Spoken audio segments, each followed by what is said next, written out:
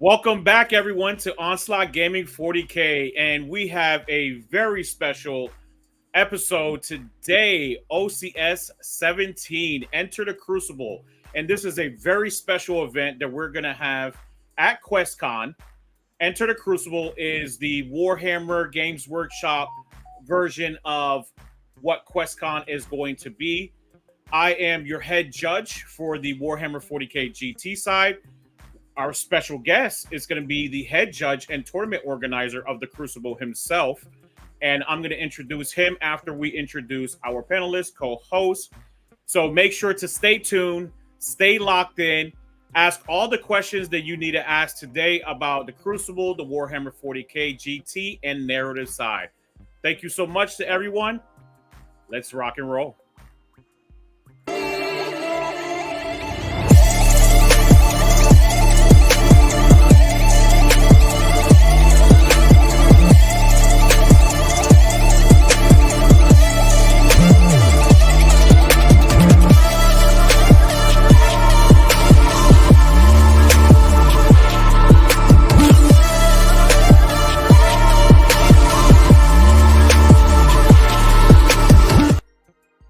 All right, so we're locked and loaded. We're going to bring in our co-host. The first one, our illustrious Mr. Thomas, the man with opinions, many opinions. He's going to be our host today. He's going to line us up with questions. As always, thank you very much to Thomas. Come check out Thomas at your local game store. Check him out at events.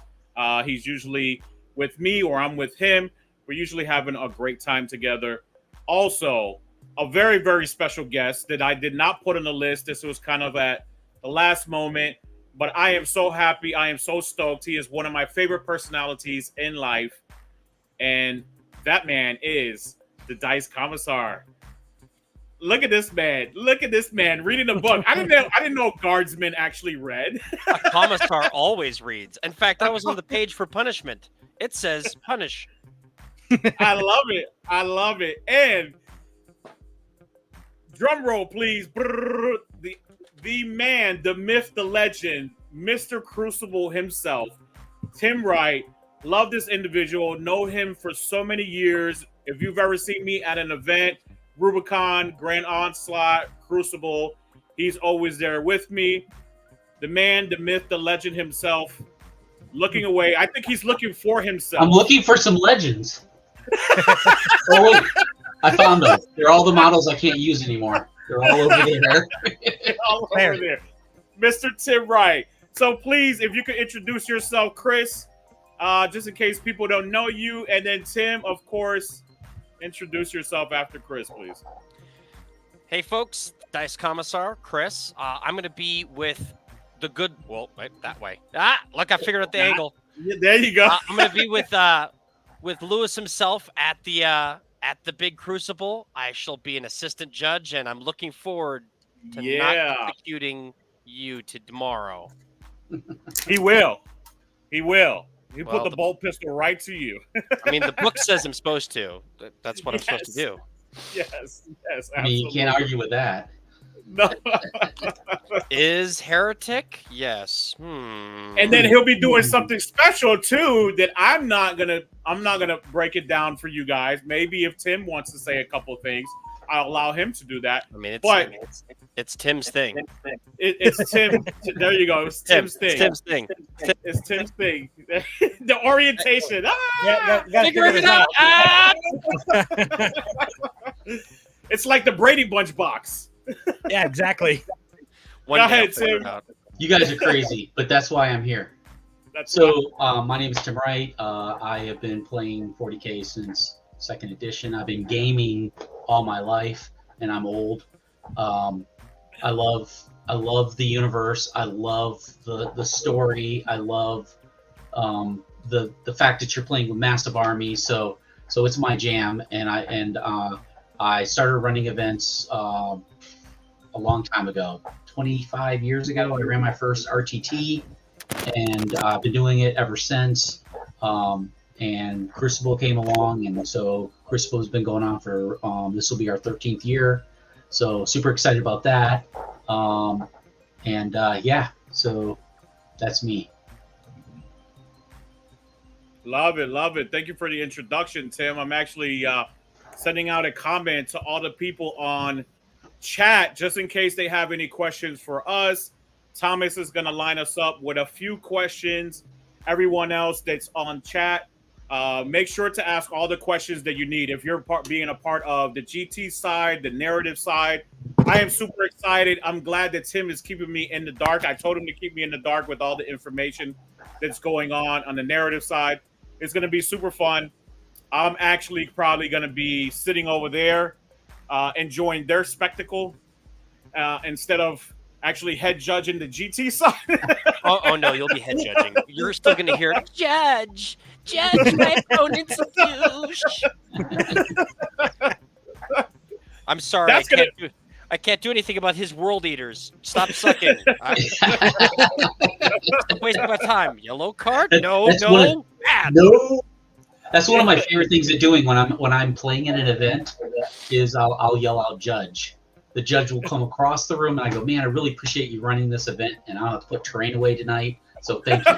And then you go, what? And they walk away. So there you go. I was just going to say the amount of false judge calls I hear as compared to the real ones is insane.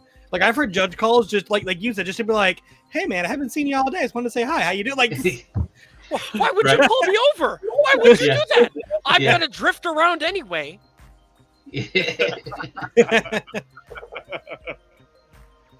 Love it. So line us up, Thomas. Go ahead. What you got for us? First question that I have, because I've always wondered, is like what goes into an event like this? Like the just how many tickets are there? Like how many possible players is it? Ooh, it's almost sold out. Yeah, it is. It's almost sold out. Go ahead, Tip. So on the GT side, we have 140 spots, and I think we're at 138, 139 is the last count we have, and then we have 32 spots in the narrative, and I think we are at either 18 or 20 on the narrative. So both of them are really close to being sold out. So yeah, so it's going to be an amazing show. Amazing show. Yep. And you two put what's it like to put all that together, organize it, have it set up, and run smoothly for the 3 days? It's a 3-day event, correct? 3-day event, yeah. Yeah. So that's a great question, Thomas, and I'm glad you asked that question because so much goes behind the scenes, right? Lewis and I are communicating 12 months out of the year, really, about Crucible and our events that we run. So organizing, right? Being on the same page, getting terrain, making sure we have, the space to play, all of the logistics involved, keeping up with the ever-changing world of Games Workshop's formats, constantly adapting terrain. One thing that, and this is me, and I think I've been a bad influence or a good influence on Lewis over the years, is good. I've gone to these events, right, hosted by Games Workshop, and you go there and you're totally disappointed in the tables and the terrain. You're like, what? Yeah, and you spend all this money. I've invested, and Lewis has invested tons of money, time, energy in painting up our terrain. And so the narrative is going to be over the top on terrain, 4 or 5-story buildings, ruins, fully painted. Tim, does that mean I can finally use plunging fire? Yeah, exactly. So not on the GT side. Not on the G side. Only on the narrative side. Sorry. Narrative side. Gotcha. Yeah. GT side. No one will get that confused all weekend. I promise. Nobody. Nope. But so there is that element, right? And so lots of money, time, energy has been invested in terrain and trying to create, a scenario, well, not an experience that will make everybody happy, right? So it's a lot of work, right? Lewis, you got stuff. I know you got stuff to add because I know you put tons. All right, so to add to the first question, right? So there's, like Tim said, I'm just gonna harp off what he said. There's a lot of work and effort that we put into this, right? There's a lot of grinding, communicating between me and Tim, where we're trying to make sure like you said, make sure that everyone has the best experience. So currently, we have JD from Away Games, amazing individual who's going to bring in his terrain for the GT portion. All right. Because Tim, and I agree as well, he wants to make the narrative a lot more immersive, a lot more of a narrative, right? And a lot more of a better entertainment experience for the people. He's going to bring in his own personal terrain with multiple levels, beautiful scenes, beautiful paint jobs, things like that. For the GT side, we want to make sure that it's ultra competitive, right? In the sense that it has maximum efficacy, right? So we want to make sure that if you have a gap, and the new layouts as they dropped on us just 2 weeks ago, right? So this is one of the nightmares Tim was talking about. As tournament organizers, we have to adapt very quickly to all of this terrain that's dropping, right? Because JD from Away Games has the best type of terrain, modular terrain, to adapt to that quickly, right? We bring him in. He brings in a great show. He brings in great terrain. Also, that terrain is made by Big Bear Terrain. And just to plug in for everyone here very quickly, if you want to purchase some of that terrain, follow my YouTube link underneath. You can purchase it at 5% off and an additional 5% off if you send me a DM, a message, or an email, right? But make sure that you understand that the GT portion is going to be the side where you're going to have some serious games in the sense of these games are played out for maximum efficacy. That doesn't mean it's going to be serious between you and your opponent, right? Because you're never playing against an opponent. You're playing with your opponent. So make sure, and I'm letting everyone know now, right? So I'm putting the foot down. Make sure that you come with your A game, but also with your best game etiquette. Absolutely. No, nothing is going to be allowed. The commissar is going to make sure that any yellow card, red cards, DQs will happen appropriately for any type of situation. But obviously, we do not want to get to that, right? We do not want to DQ individuals. We want to make sure we don't even want to yellow card individuals, right? But we want to make sure that you're playing for fun and coming there to compete and have camaraderie with all of your opponents, right? So I know I went on a little soliloquy there, but that's basically what we're bringing out. multiple syllables. Ooh, but fancy 50-cent words. We want everyone to have a wonderful time, right? We want this experience to be amazing for you. I know I'm going to have amazing time with everyone who's participating. I'm going to have an amazing time with Tim. As always, we work very, very well together. And I'm going to enjoy his spectacle from afar while he's actually living in it with the commissar. So. And there's one more important thing. We accept bribes. What? We accept no. Wait. This book says... Tim and Thomas, before we go on to the next question, the audience has a question for you, Tim. Oh. So, Tim, love you. When you noted Crusade rules with the bring 3K, make 2K list, does that include all Crusade rules? Any enhancement from any detachment, one in Codex, one in particular, can't wait. So that's a great question.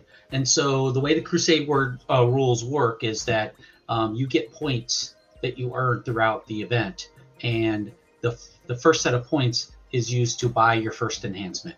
So yes, you could get any enhancement from your codex, your detachment in your codex. So let me make sure I understand the question completely. Any enhancement from any detachment one in a codex. So it's related to the detachment that you're bringing. So you can only get enhancements to the detachment you're bringing.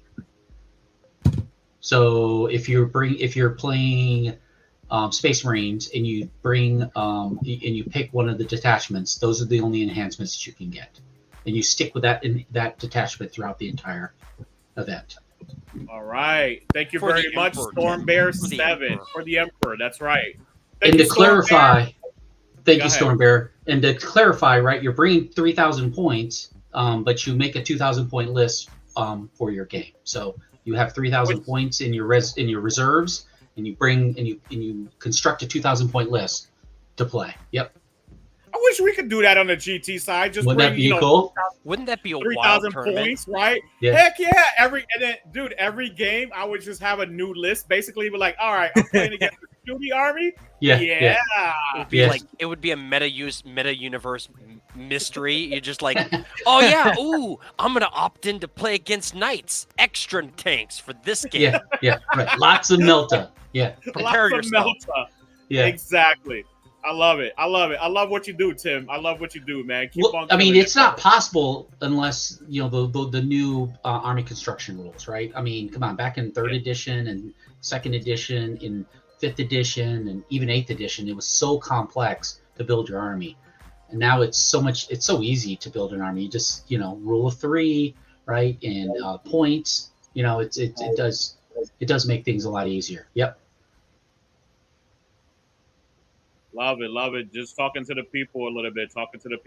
So, Thomas, after this next question, we're going to do a little commercial, all right? A little world premiere commercial that Mr. Special Tim starred in, right? He's actually the man, the voice of all this. So we're going to do that. But before we get into that, Anthony Guadalupe wanted to tell Tim real quick, thank you for all the effort you make on that terrain, Tim. It's one of my favorite parts of the narrative. Thank you, Anthony. I appreciate that. I really do. It's beautiful. And if you've ever seen it, his work, dude, he amazes me. Tim amazes me every single time that he does the terrain. He was so kind to do a couple of sets for an event that he participated with me in, and he was head judging with me in. And he was like, hey, man, I'm gifting you this. It was beautiful.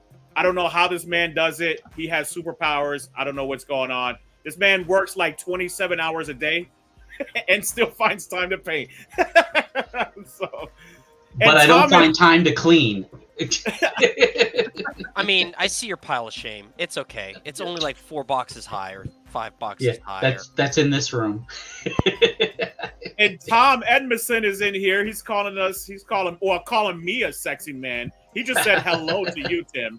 Hey, I can live with that. We'll love the Commissar. Go ahead, Thomas. I'm sorry, brother. I know. Oh, no, you're good. You're good. So my next question that I had, you guys kind of already answered, but maybe there's something you want to add, or we can skip to the one after this. But I was going to ask, what should players expect for, like the kind of experience signing up for, whether it's the competitive or the narrative? Oh, no, I have things to add after Tim. I have something for that one as well. Well, the first thing expectation should be is a great show. I mean, the Crucible is going to be an amazing show, right? The venue is spectacular. We're right across from 20,000 square feet, right?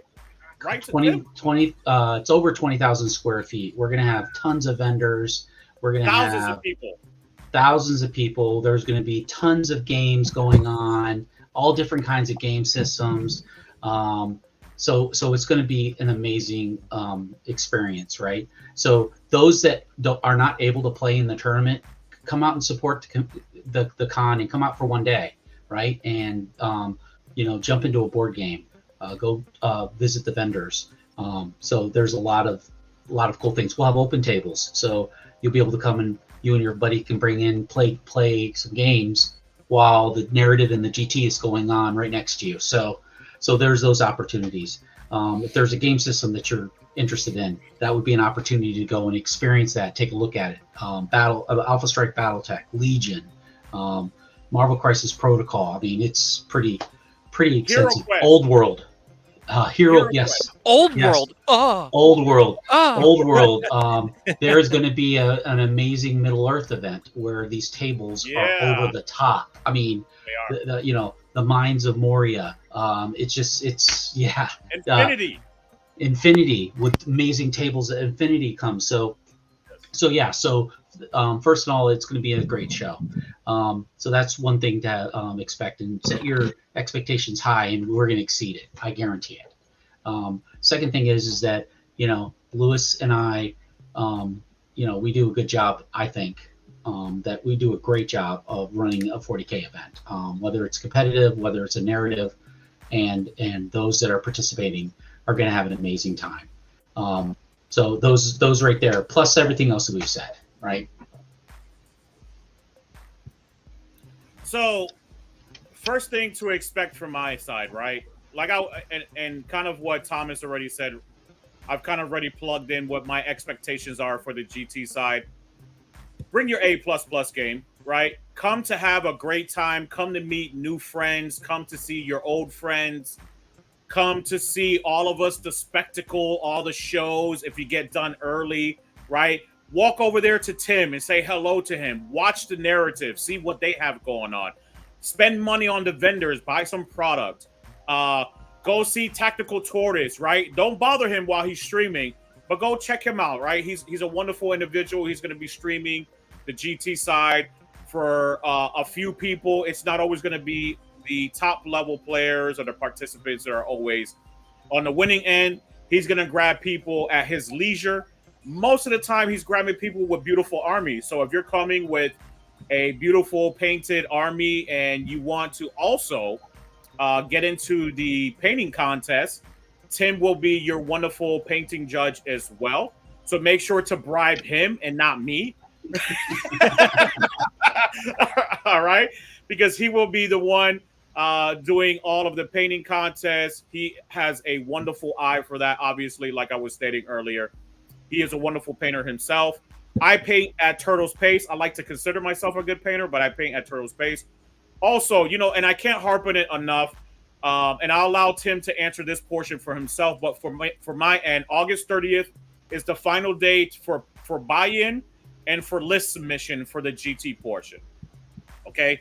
Please do not be late, right? We want to make sure that we're all doing this correctly. We're all doing the right thing and trying to have the best gamesmanship that we can have. That also goes throughout the event.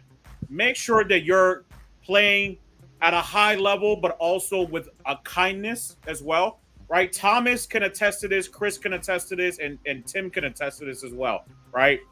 Not to basically toot my own horn, but I was able to participate in an event a couple of weeks ago. I won at the highest level at that event, right? And I had the most wonderful experience with all of my participants, which means you don't have to be a mean person, a douchebag to win it all, right? And be a great person and have a great time. So come there with a great attitude.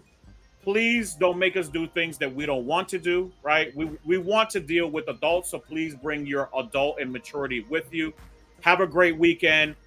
Enjoy the pool. Enjoy, how it's only going to be 2 rounds on Friday, and you can go to Universal Studios Friday night, right? Saturday night. Exactly. Show them, Tim. Show them, Chris.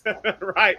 So enjoy your time there. Go to the club. Take your wife out. Take your family out. Meet a girlfriend. Get a girlfriend.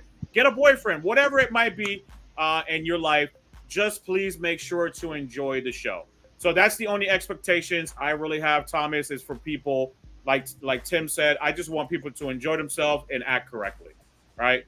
So there's also role-playing going on too, right? RPGs that are happening throughout the day and night. So finish your tournament, go jump into your ticket for the 40K event, get you into a role-playing. You can sign up for a role-playing session and play and go and smash some aliens in a sci-fi version, or play D&D and kill a dragon, Or the Emperor. Exactly. So there's all that as well. So go ahead, Chris. The only thing I would like to echo from Lewis is just make sure people are playing by intent. Make sure people are communicating, and make sure you're being open with your opponent and should good sportsmanship. What does that mean? Like, hey, you know your army, but I guarantee you your opponent doesn't know your army completely. If there's like a feel bad moment that's going to happen because you're going to have a gotcha moment, give your opponent that one up at the beginning of the game. Give your opponent that chance to, hey, I can do this ability. I have this ability to do that, right? If I have CP left over, I can do this. Let's stop bad feeling moments by being communicative, right? Like that's a huge thing. No one can sit there and be like, oh yeah, I'm gonna beat the Astartes, and then they pull out their freaking armor of contempt. Oh no, -1 CP or AP. Yes, Kurt, we love you, baby. We still have tickets regardless if you're going to the narrative or to the GT side, come and join us. We would love to see you at QuestCon. Enter the Crucible. Make sure we see you very soon, brother. We have tickets for you. And regardless, I know you, Kurt, very well. If we're not sold out on tabletop events, I will make sure that I will put you into the event, brother. I got you. Just let me know. Send me a message. Yeah, but that's the big things I think is making sure you're communicating to your opponent, right? Absolutely. Your opponent doesn't know your army, but you do. At the beginning of the game, while you're talking through and setting up, you can sit there and go over your opponent, your army's special abilities or things like that. Absolutely. Unless it's Lewis playing his world eaters against me. Well, see, I have for you, Tim. I have a hurt feelings report. The army gave me one of those. I can break those puppies right out. Hurt feelings report. Wait a minute. Why do you need a blankie? Why are you sad? Yeah, right. Oh, why are you in my deployment before I've gone? It isn't just you, Tim. This man is merciless. He's jovial too. That's the fun thing. He'll be laughing and smiling and making. Yeah. I mean, that's because he's giving skulls to the Skull Throne and exactly. But he's doing it happily. Yeah, that's right. Thanks, Lewis. As a player, I will say I do appreciate the environment that you guys put on, and that, I very much appreciate the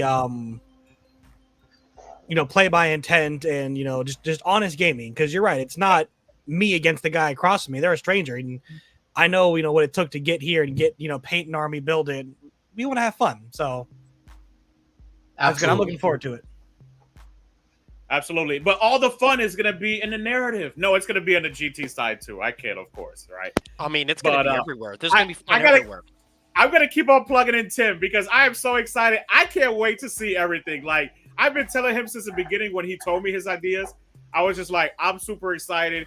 I might just make you head judge and actually start playing in the narrative. It's like I done you, Chris, the commissar, dice commissar, head judge, and goodbye. Oh yeah, that'll be great. Thanks. Hey Tim, they asked a question: team narrative Crucible. Is that something we're gonna do? So I have done that in the past, and it was a lot of fun. Where I broke everybody up into teams. What was challenging was making sure everybody got a game with somebody they haven't played before.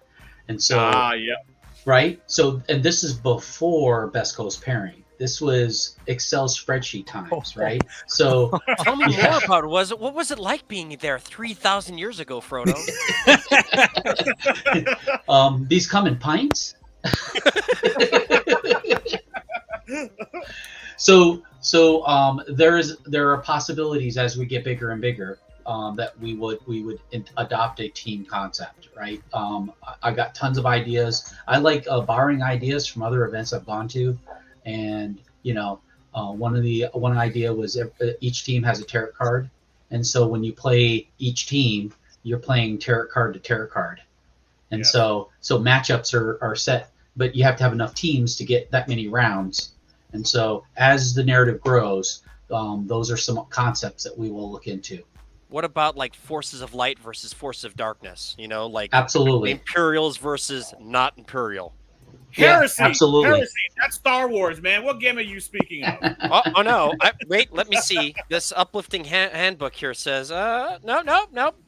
Anything that's a Xenos, you should just shoot it, and the forces of darkness, definitely shoot it. In fact, double shoot. Look, it says it right there. Darkness, shoot. I don't think I could be on this show currently. My book says kill Imperium, burn, maim, kill Imperium all day long. Yeah, and that's why you're a heretic. Heretic. So Xeno. He asked. Forces so of he light. asked me because he knows me, but he's actually asking you, Tim. So what's the narrative? So the narrative is 40K, driven by a story. It's still competitive in the sense that you are playing games of 40K. It's just the rigid element of the GT.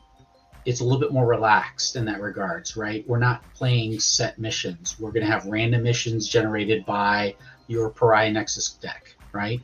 So you're not going to be you know, playing in a defined, the terrain layouts will be balanced in the sense that it's not going to be unbalanced with too much terrain on one side versus the other, but it's not going to adhere to the GW's current format. It's going to be more of a narrative or a storytelling element on the tables.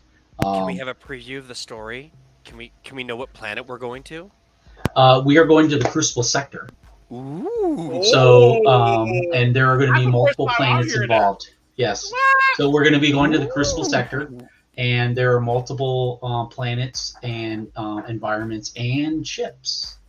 Hey, you'll Tim. Be playing on. Tim, because we're using the Pariah Nexus deck, does that mean I get to use those secret mission things that I never get to touch? Actually, the secret missions are in play. Yes. I have a question about the narrative. Sure. Does that mean that someone might actually play Unexploded Ordnance? It's very possible. Oh, hell yeah. The myth, it might happen. He is the myth and the legend.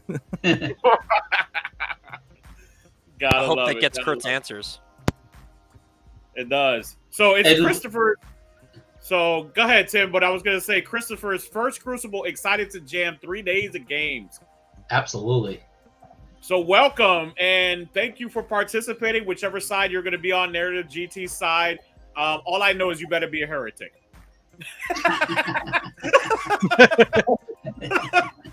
He did, and he said all he brings is Necrons.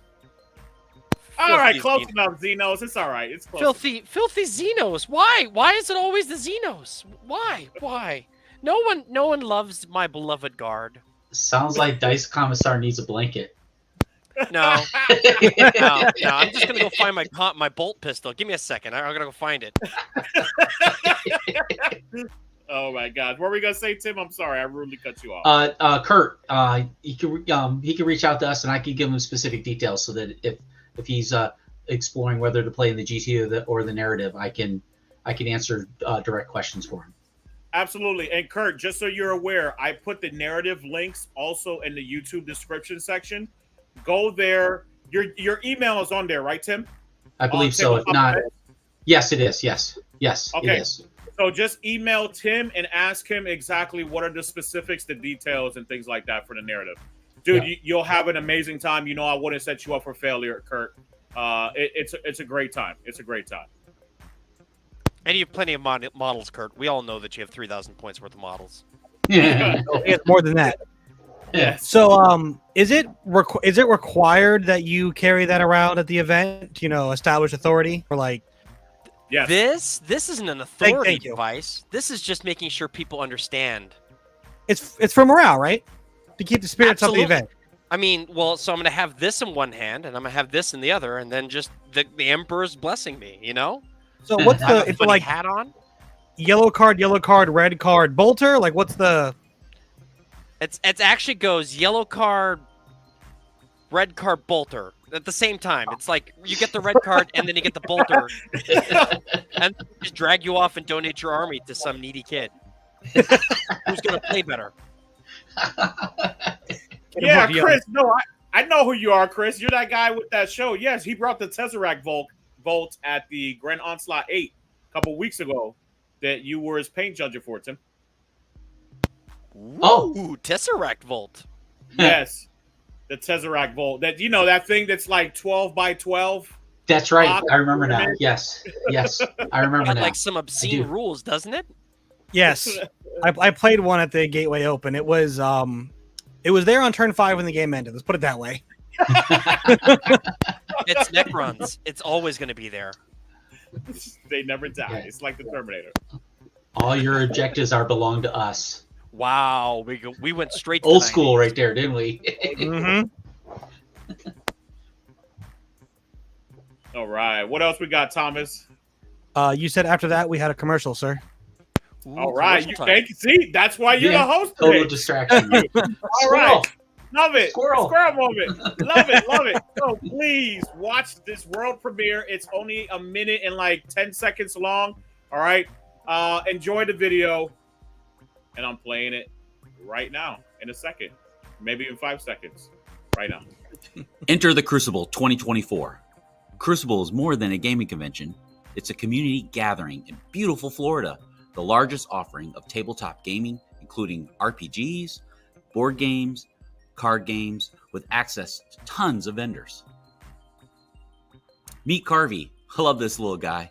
Whoa, Carvey's excited. With Crucible around the corner, aren't you? Crucible 2024 is held in Orlando, Florida, a great place to visit. Not to mention, Universal Studios Florida is right next door to the Crucible. By staying at DoubleTree Universal, you support Crucible 2024. Be sure to use the link on the website and get a great discount. Crucible is a community event of the year. Join your friends, make new ones, and have an epic 3 days of gaming and shopping. That got Carvey going again. Carvey, no! Watch out for the chainsword! Tim, bring back Carvey. We need him for the show. I'm on it. No, Tim, you created a monster. That's not Carvey.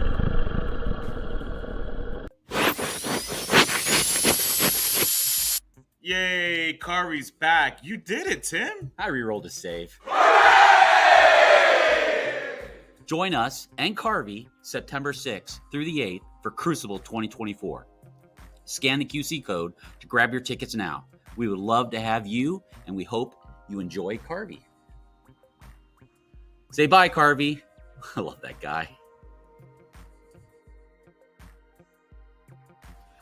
So, yes. So that was a beautiful commercial. Everyone loves Carvey.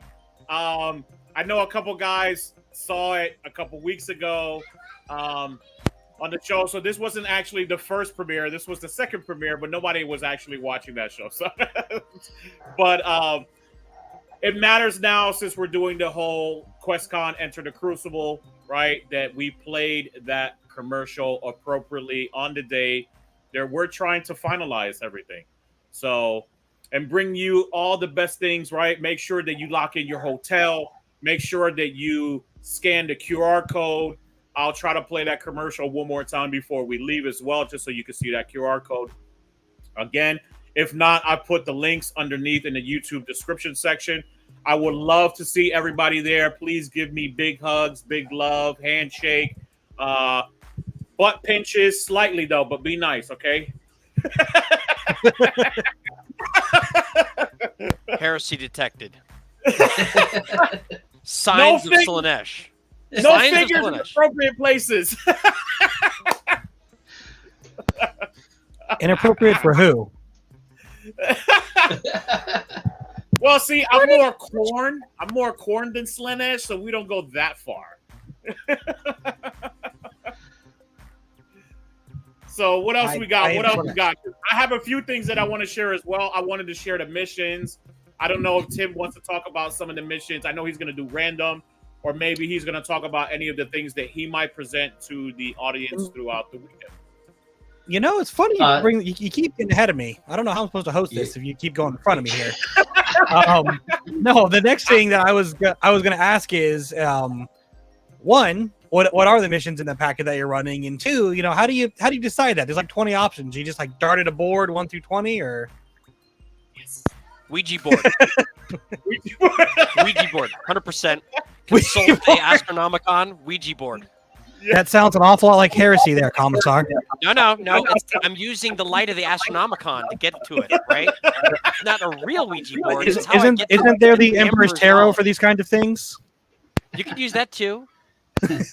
But yeah, so the missions that are both in the narrative as well, because I would love to hear about this randomly generated narrative cycle we got going on. So we're gonna use the Pry deck. So you're gonna draw a deployment mission, and secondary. It's basically gonna be playing similar missions, or that, and potentially the exact same missions that GT plays, because everyone's gonna be randomly generated, right? So instead of doing the matrix that GW's put forth, and that's kind of how we're gonna do it on our side. And Lewis uses dice rolls to get his missions.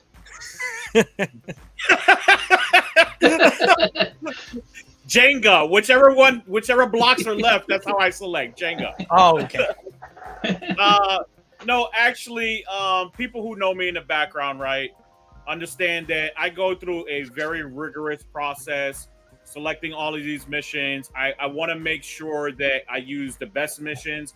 Me and Thomas have been on the show. We've talked about some of the missions, how, you know, using what did we use? Roman numerals and things like that. You have to read the alphabet down there.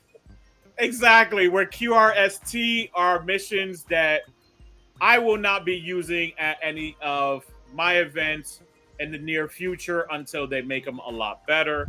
But I break them down where I want to make sure. So for those of you who are confused, right, and I know you see where it says no primary mission. So let me go ahead and show everyone very quickly. I'm going to share my screen. Ooh. All right, so here's a GW mission pool, Pariah Nexus. This is going to be for Crucible, the GT side. So as you can see where it says no action primaries, what that means exactly is, and you could always send me a message instead of knee-jerking when you see this stuff, right? But because I've seen people online just not understanding exactly what's going on here. This is me actually helping you out, right? And helping you understand how you can build and construct your army, right? So, but Judge, is that pre-gaming?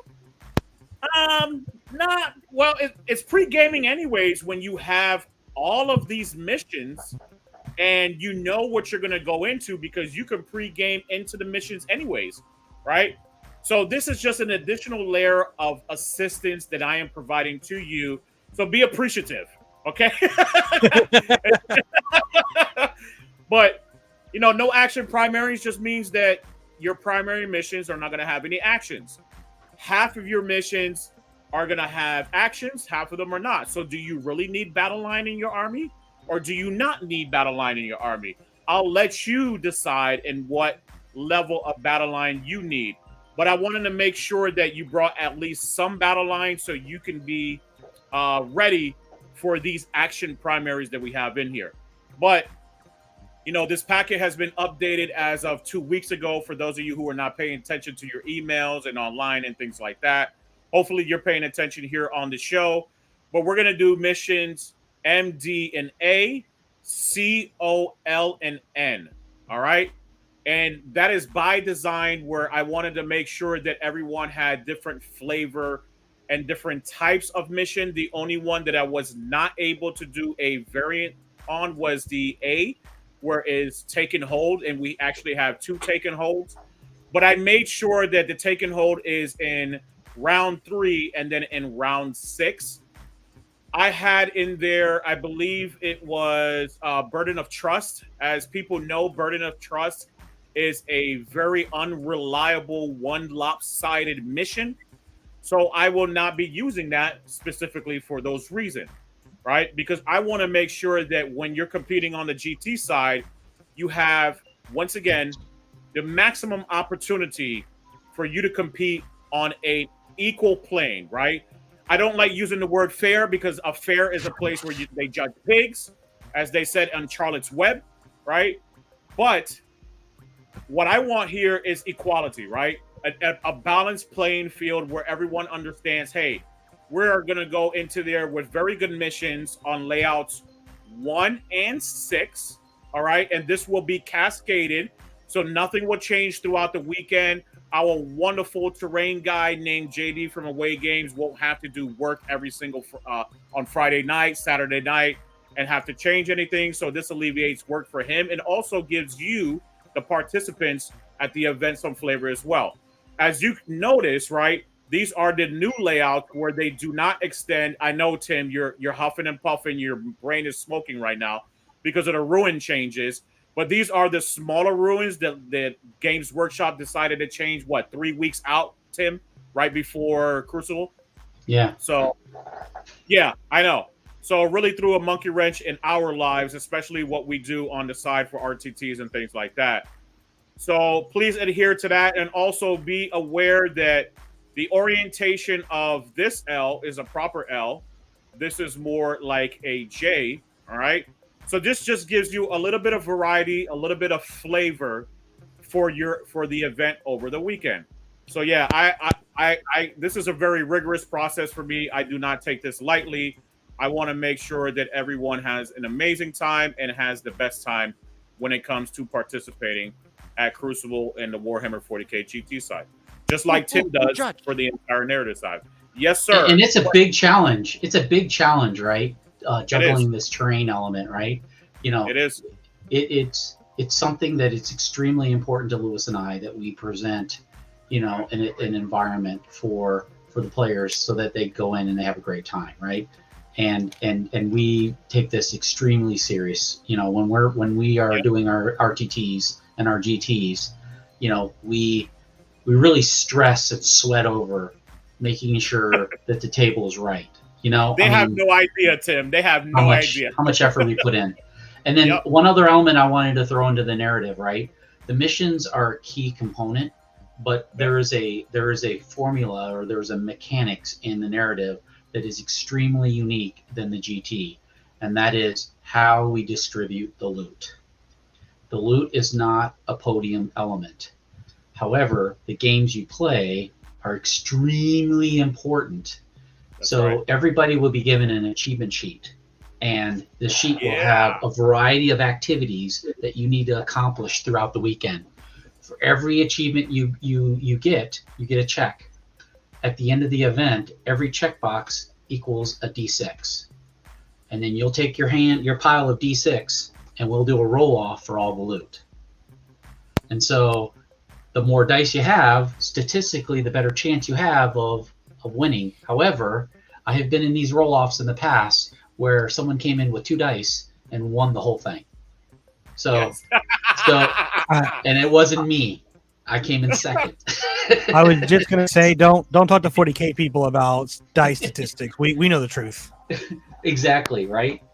So that achievement is going to be an integral component, and so yeah. Go ahead, Chris. Dice Commissar. Judge. So just for me, day 1 and day 2 are what layouts, and day 3 is what layout? So that way I can start practicing for it?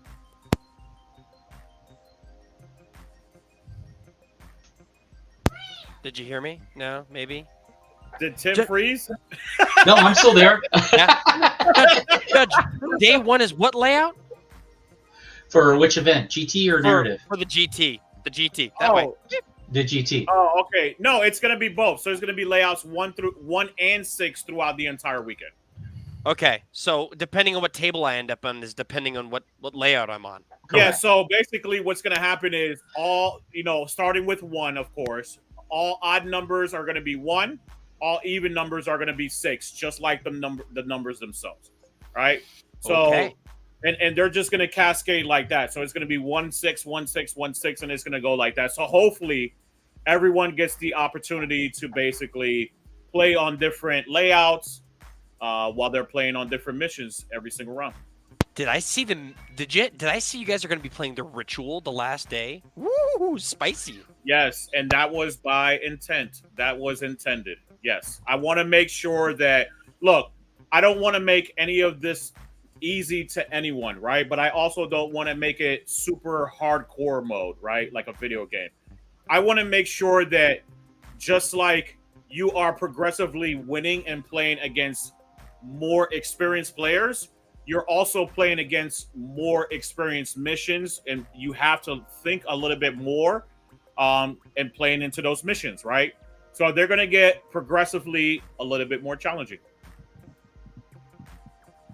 Good question. Yeah. Purge the foes first, and that is, whoa boy. That is, look, let's get this out of the way. I'll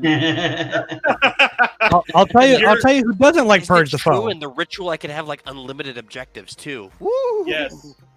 Yep. Let's get this out of the way. You hold, you kill, and let's make this happen and see who starts, starts taking away those donuts right away. Also, for people who are not aware, we're going to do a bracketing as well for the GT side.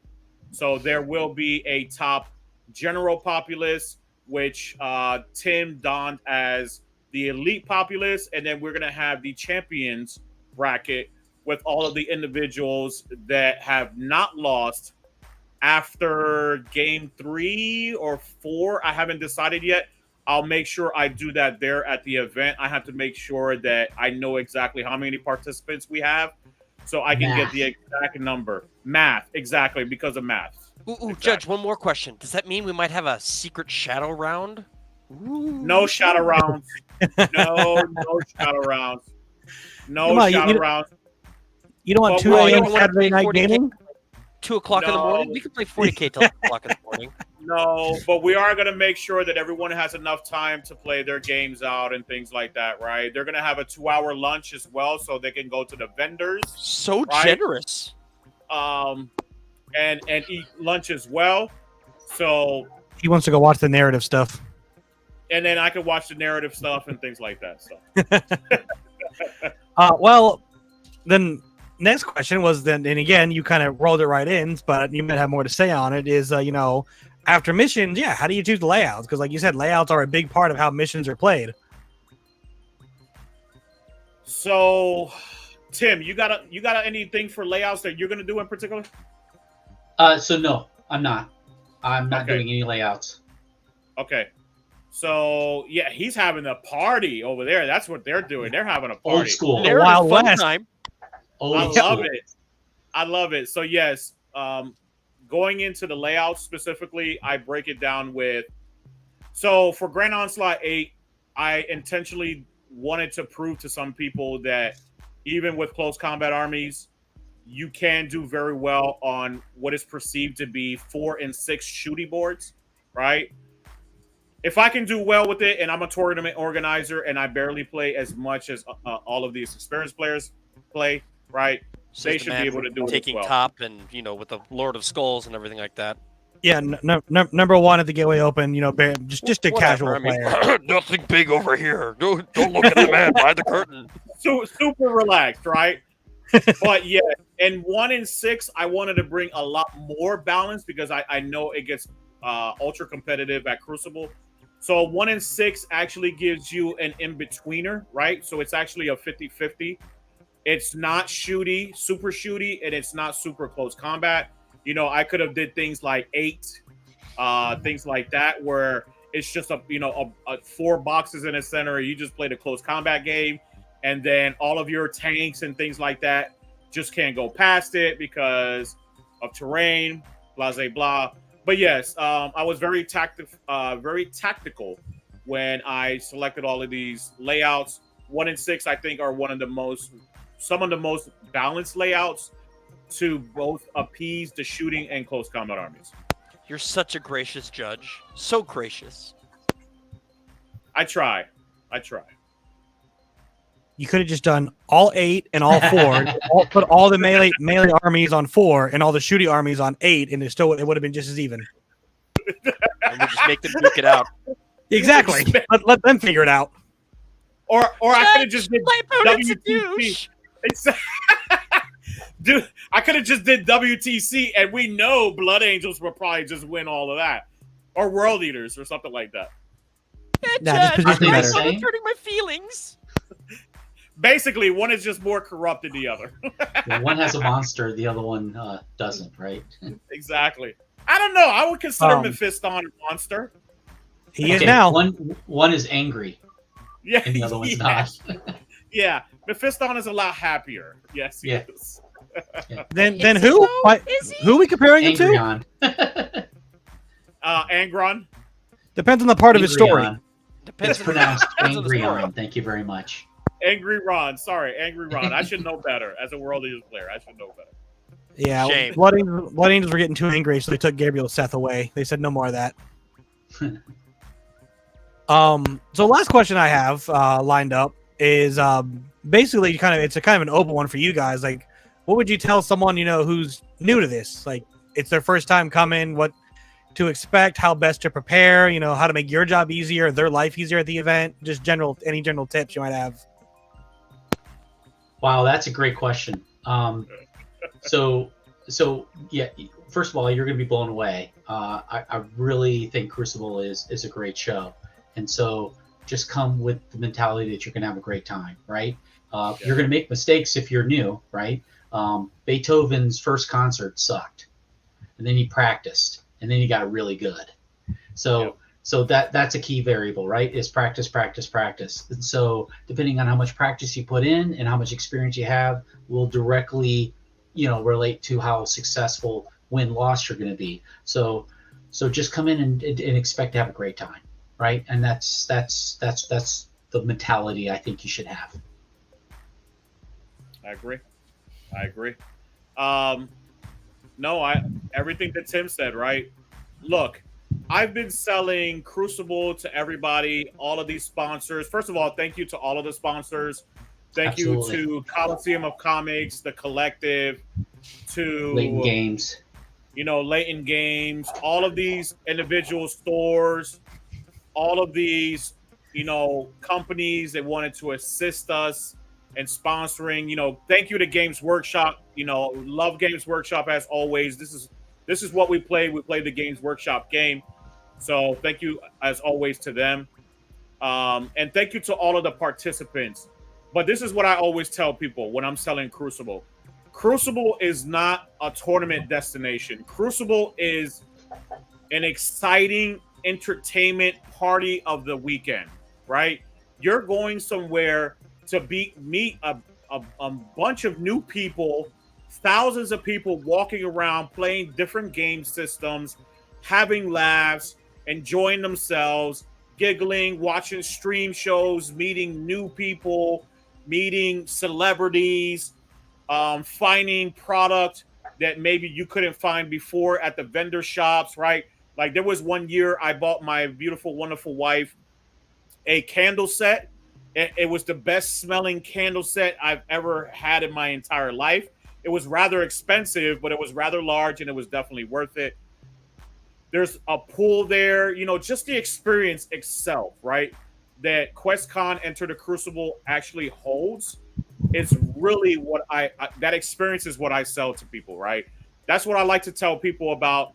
Come out there, even if you're not going to participate on the GT, if you're not going to participate in the narrative, if you're not going to participate in any of the games, just come by, buy a ticket, come for the weekend just to hang out, see some people, say hi, look at painted armies, look at people playing Dungeons and Dragons and in cosplay. Come and see the Dice Commissar where he's dressed up as a commissar, and rolling those ones, or people are rolling those ones and he's just blowing their heads off, theoretically, right? For fake.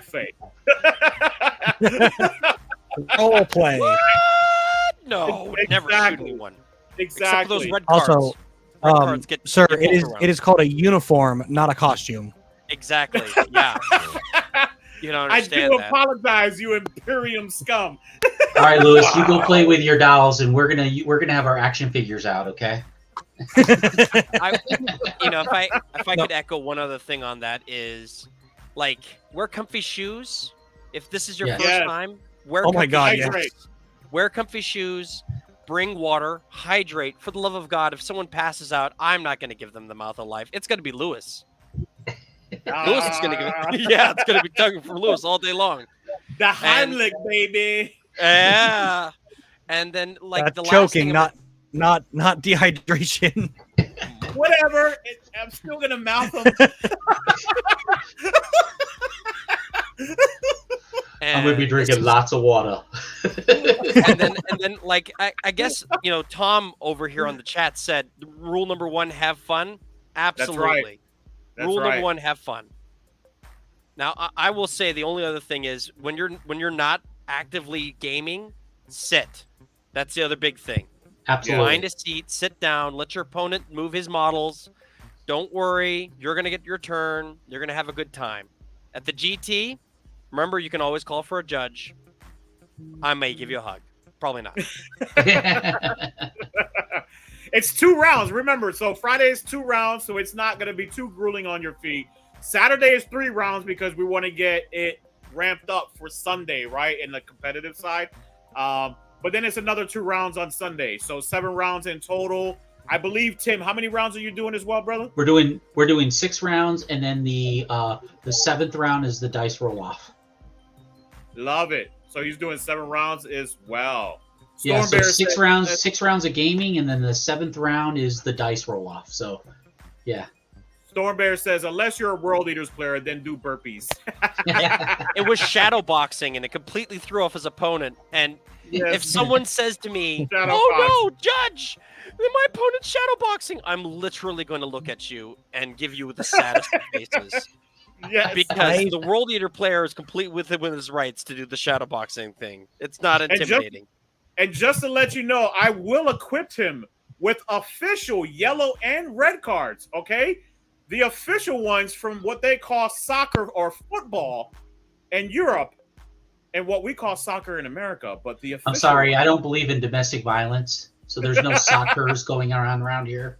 But also, everyone's going to get a ton of different swag.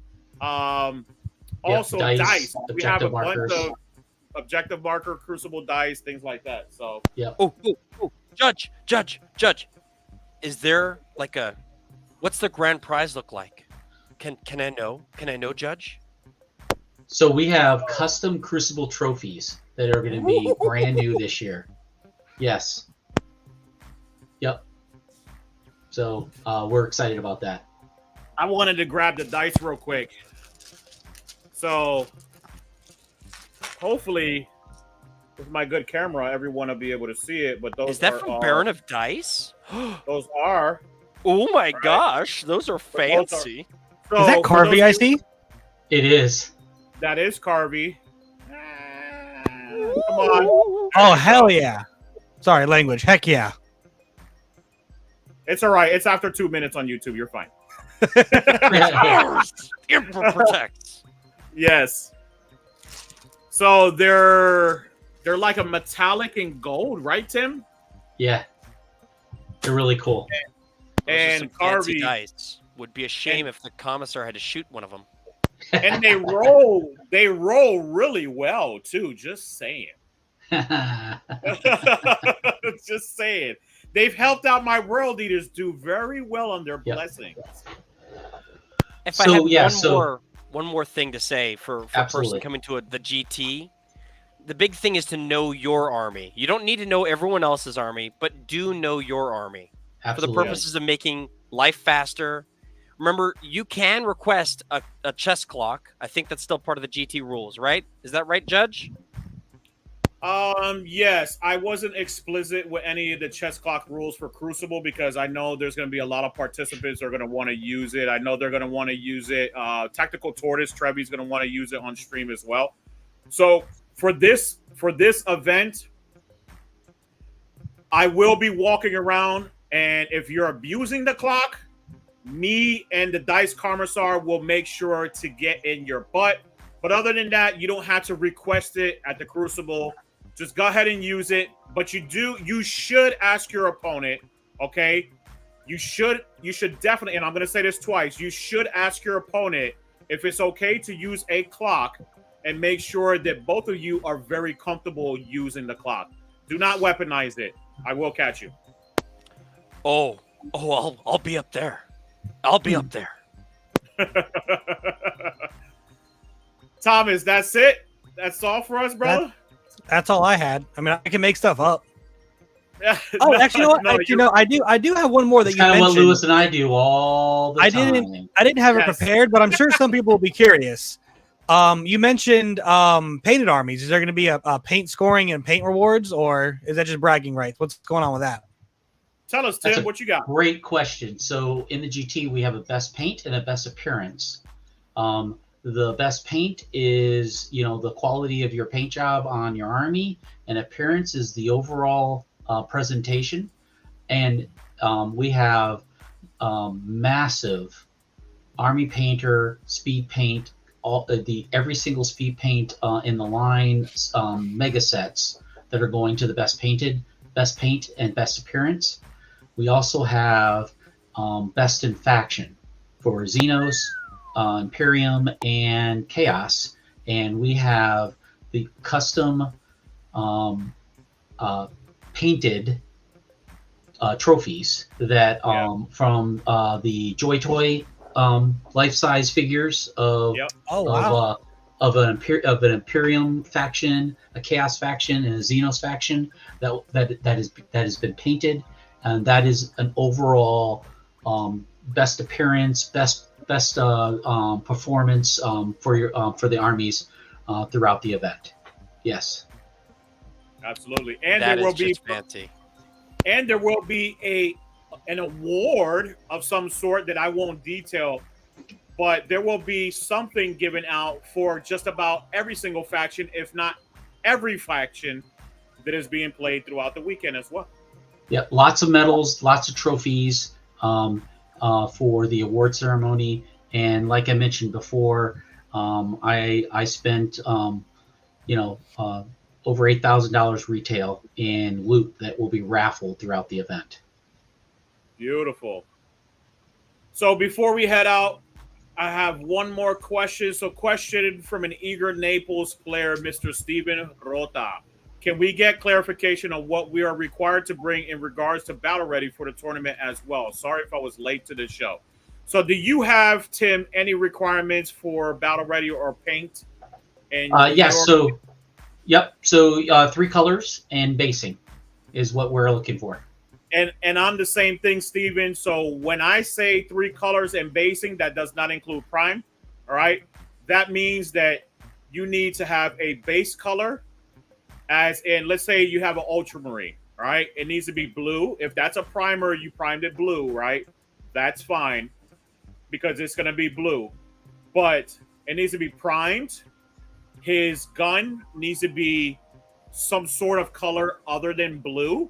So you can have a black bolt rifle or a silver and black bolt rifle or a silver bolt rifle. Also, his trimming needs to be done and his lenses. That's it. All right. So make sure, and any exoskeletons, things like that, they need to be blacked out or whatever colors you use. Just make sure to paint as much as you can on that model itself.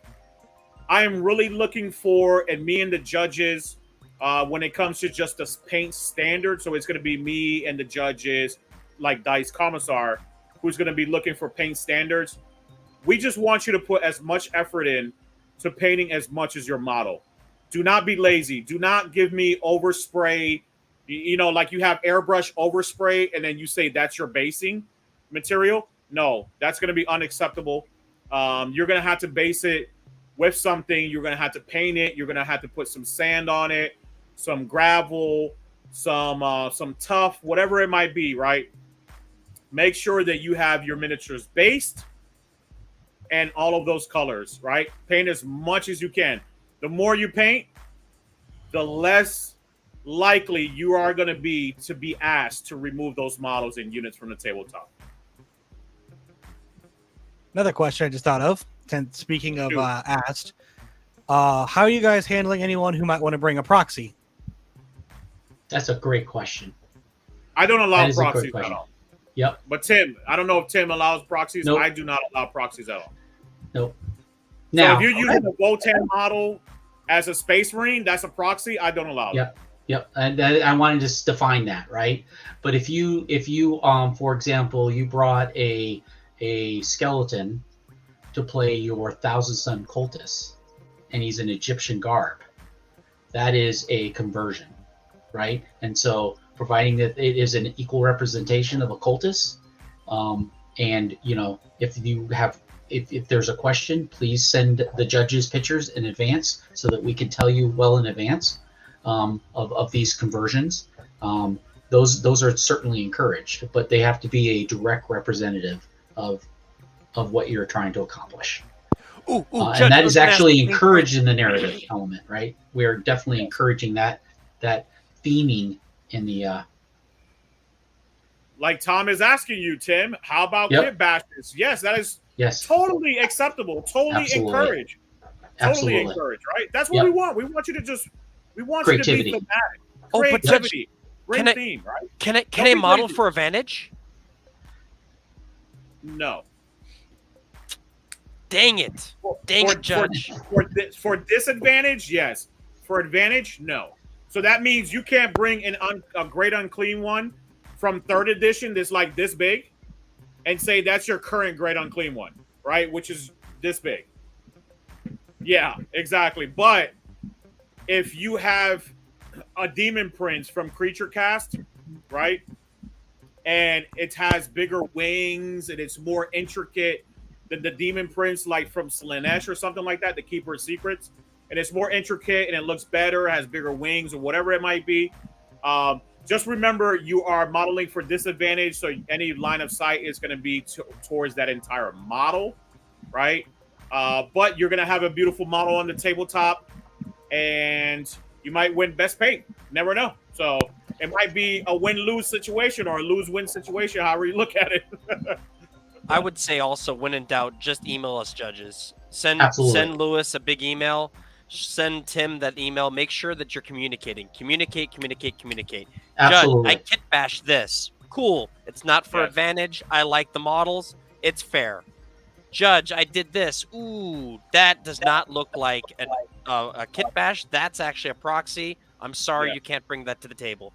Don't be the boo-boo bear that comes to the tournament day of with all your models painted really well looking and get disqualified because you brought something that you can't take.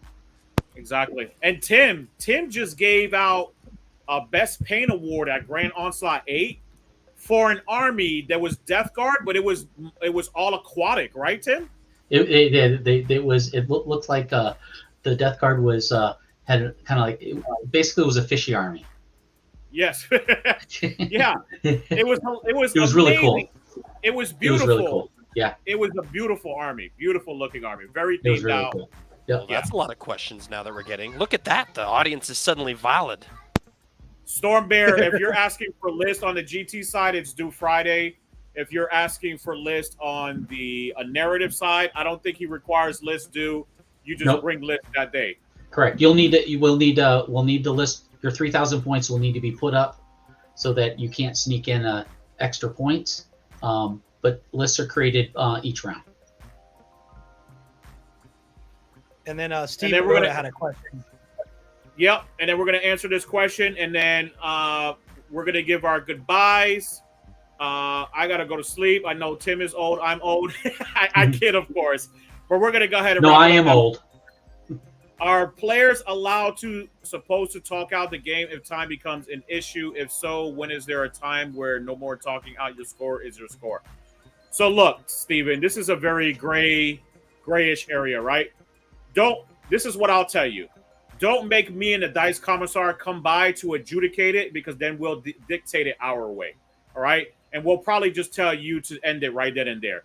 Talk to your opponent. Try to figure it out with your opponent. What's the best avenue that you should, on the right path that you should go down. If I start saying at 10 minutes, do not play into another battle round, that's probably the best time to let you know. And I will be on a microphone. So I will be letting you know. It'll be either me or Tim, because I think Tim's going to be talking about his side as well. But I'll be, reiterating about every single hour how much time you have left in the game. And at just above 10 minutes remaining, I'm going to tell you, do not start a new battle round. That would be your opportunity to talk to your opponent and be like, hey, we're on the top of 4. I need to play my bottom of 4, and then we can end the game right then and there, right? That would be your best timing to really do that. So just pay attention to the time and the rounds. Pay attention to the announcements that are going on. But the best time to answer your question is once I've already announced, like, there's an hour remaining, there's 30 minutes remaining, there's 10 minutes remaining. Within that timeline, you want to make sure that you're talking to your opponent and reminding that person, right? Hey, we have this much time left over. We're only in the 3rd battle round. I need to still get my turn.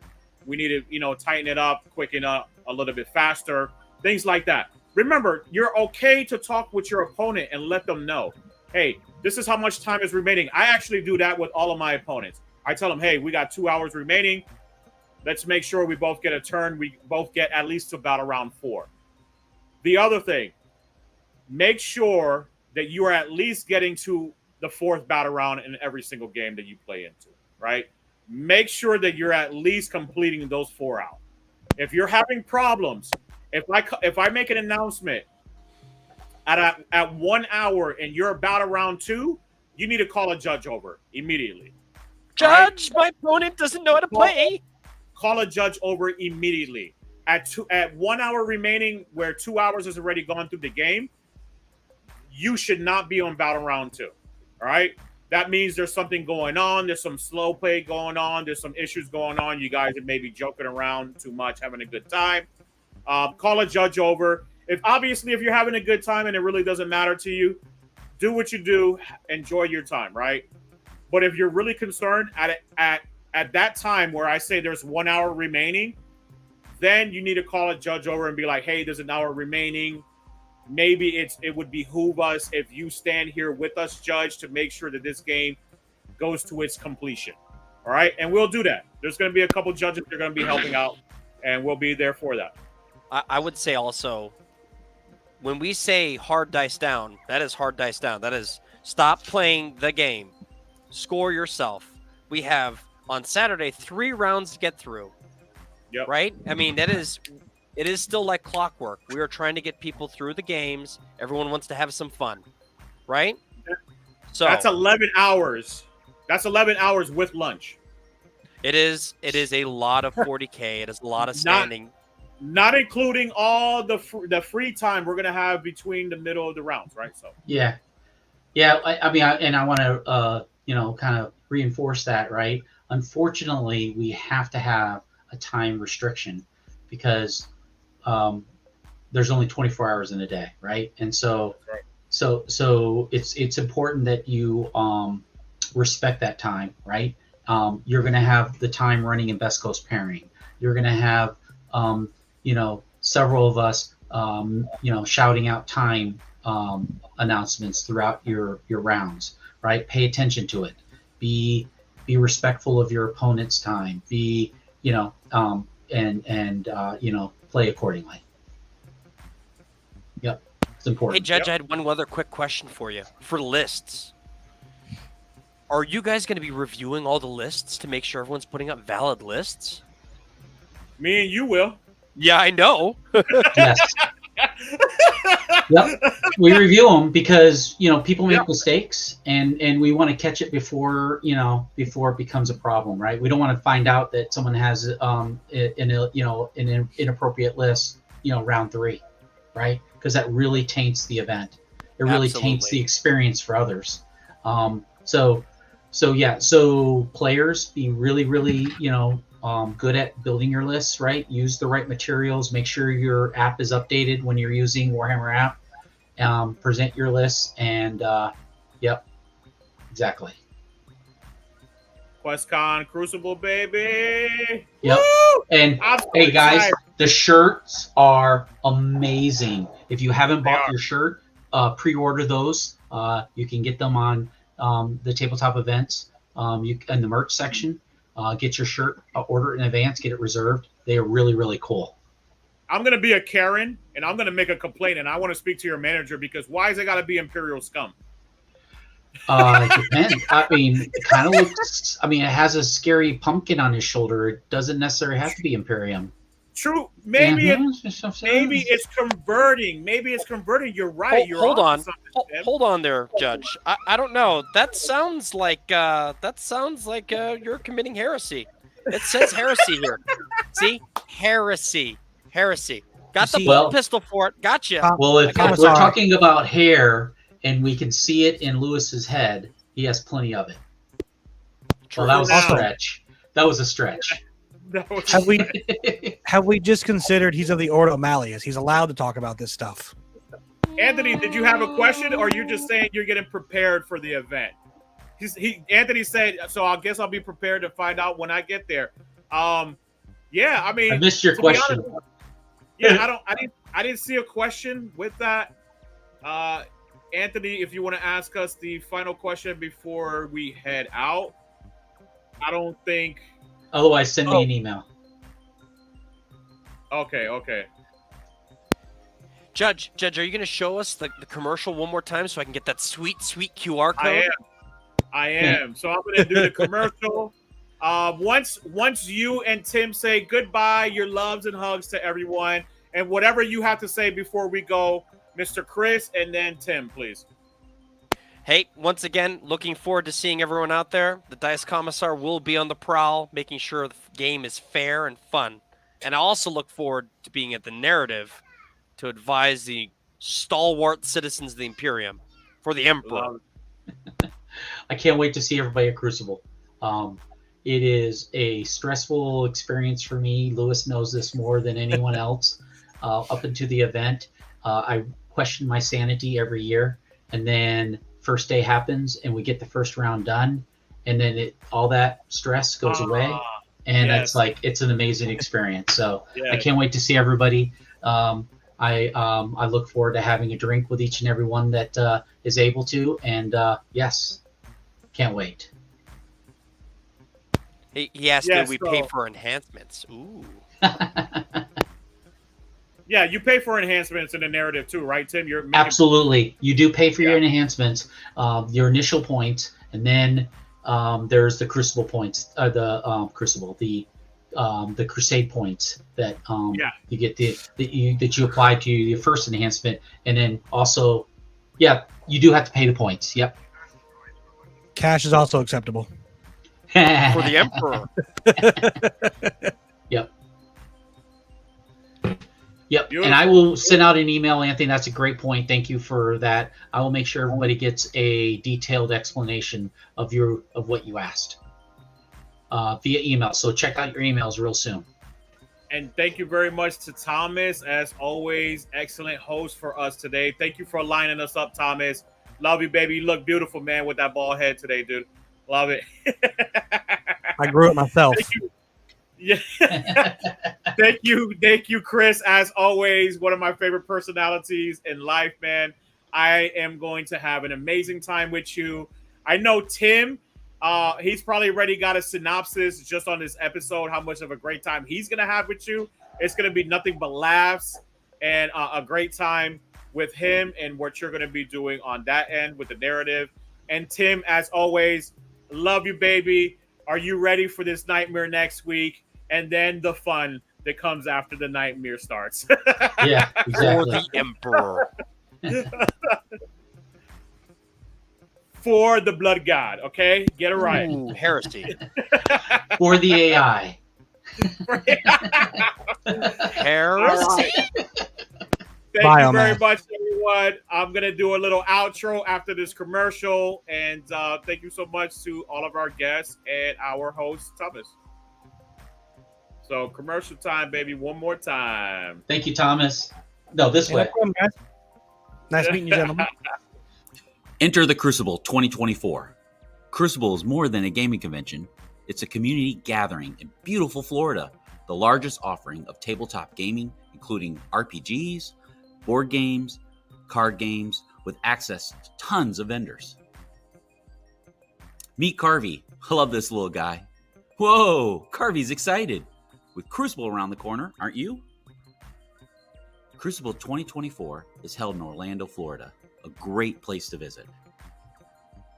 Not to mention, Universal Studios Florida is right next door to the Crucible. By staying at Doubletree Universal, you support Crucible 2024. Be sure to use the link on the website and get a great discount. Crucible is a community event of the year.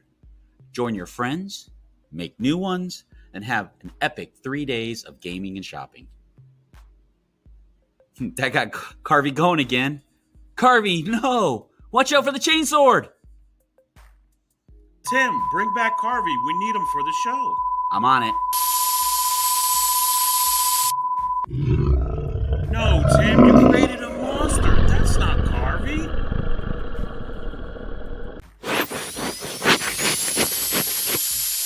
Yay, Carvey's back. You did it, Tim. I rerolled a save.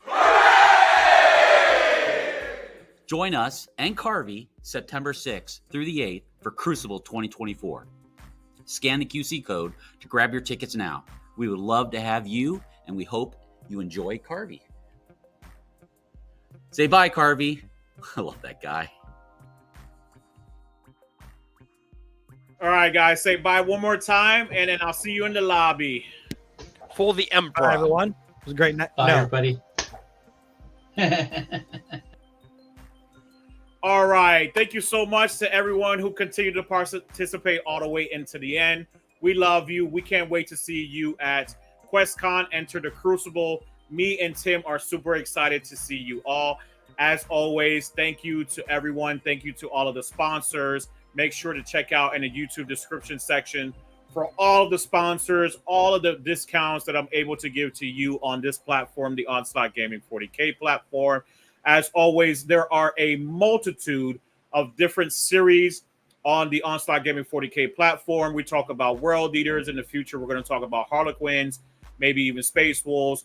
We talk about orcs as well. We also do interviews with professional players. I interview myself sometimes, things like that. And a bunch of other information. On Fridays, I do rapid fire tactics where I break down rules and intricate, comprehensive, advanced portions of the game of Warhammer 40K, where we try to learn together and just be better gamers. All right. Thank you so much to everyone. And as always, Onslaught Gaming 40K, where victory is just a strategy away. Thank you so much. Thank you. Love you. Have a great night. Here's the outro.